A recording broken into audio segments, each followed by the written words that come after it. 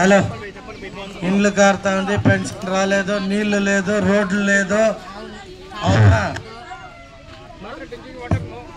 ఇవన్నీ బాగుంది. పోయినసారి ఓటు ఎవరికి వేసినారు? కార్లో రిపోర్ట్ ఉంది, ఇస్తున్నా. ఏంటికి వేస్తావు పోయినసారి?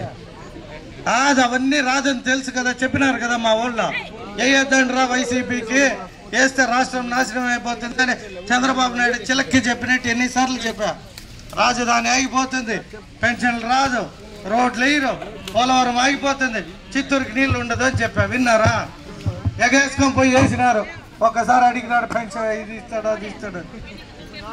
వేసినావా లేదా? నిజాయితీగా చెప్పు. వేసినావు కదా, మరి ఆ తప్పు జరిగింది. ఇప్పుడు మమ్మల్ని ఏం అడగాలి?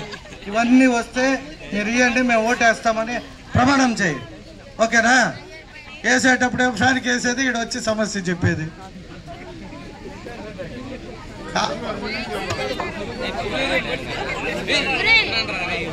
కాదమ్మా. నేను పలానా ఊరికి పోతాం రేపు అంటే, పోయినసారి ఆ ఊర్లో 14లో